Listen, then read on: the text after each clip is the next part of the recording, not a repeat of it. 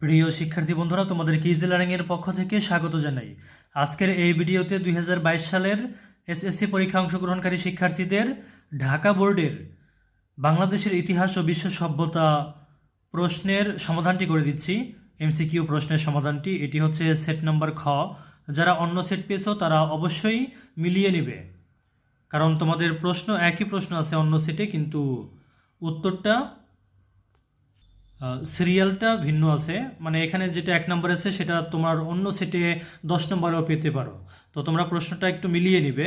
তো চলো আমরা সমাধানটা করে ফেলি। এখানে লক্ষ্য করো, 1 নম্বর হচ্ছে অপারেশন সার্চ লাইটের নীলনকশা তৈরি করে, এটা হচ্ছে খ নম্বর উত্তর 1 ও 3, টিক্কা খান ও রাউ ফরমান আলী। 2 নম্বরটি লক্ষ্য করো, সবচেয়ে ক্ষুদ্রতম জনপদ কোনটি, এটা হচ্ছে গ নম্বর চন্দ্রদ্বীপ। এরপরে লক্ষ্য করো 3 নম্বরটি, এটি হচ্ছে আওয়ামী লীগের জন্ম কত খ্রিস্টাব্দে, এটা হচ্ছে ক নম্বর 1949।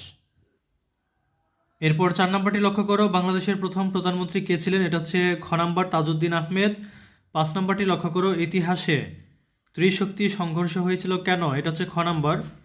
6 নম্বরটি লক্ষ্য করো, মুক্তিযুদ্ধে ভারতের ভূমিকা কেন গুরুত্বপূর্ণ, এটা ক নম্বর।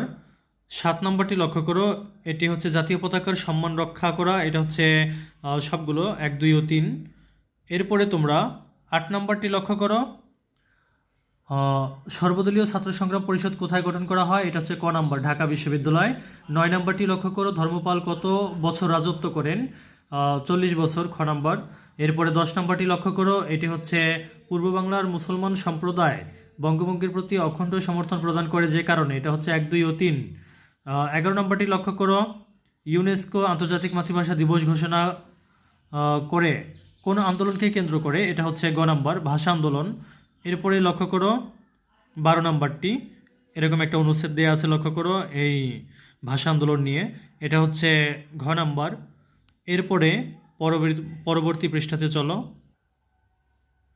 13 নম্বরটি লক্ষ্য করো, এটা হচ্ছে গ নম্বর কাজী গোলাম মাহবুব। এরপরে 14 নম্বর, এটা হচ্ছে ক নম্বর। 15 নম্বরটি হচ্ছে ওয়ারি বটেশ্বর কোথায় অবস্থিত, নরসিংদী। তারপরে 16 নম্বরটি লক্ষ্য করো, কোন সভ্যতাকে ইজিয়ান সভ্যতা বলা হয়, এটা হচ্ছে ক নম্বর গ্রিক। 17 নম্বরটি লক্ষ্য করো, গ্রিসে নগর রাষ্ট্র গড়ে ওঠে কীভাবে, এটা হচ্ছে গ নম্বর। এরপর 18 নম্বরটি লক্ষ্য করো, বঙ্গভঙ্গ ঘোষণার ফলে এই প্রশ্নের উত্তরটি হচ্ছে 1, 2 ও 3। 19 নম্বরটি লক্ষ্য করো, এটি হচ্ছে 1, 2 ও 3। 20 নম্বরটি লক্ষ্য করো, খেলাফত আন্দোলনের প্রধান কারণ কোনটি, এটা হচ্ছে ক নম্বর ধর্মীয়।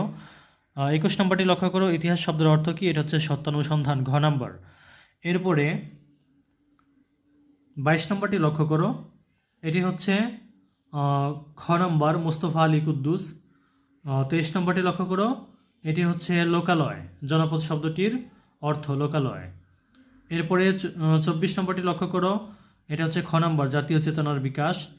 25 নম্বরটি দুলালের মৃত্যুর পর বাংলার ইতিহাস, এরকম একটা অনুচ্ছেদ দেওয়া আছে, এটা হচ্ছে ক নম্বরটা শশাঙ্ক। 26 নম্বরটি হচ্ছে উদ্দীপকে উল্লিখিত রাজ্যের অরাজকতা সৃষ্টির যথার্থ কারণ হলো, এটা হচ্ছে যোগ্য শাসকের অভাব, গ নম্বর।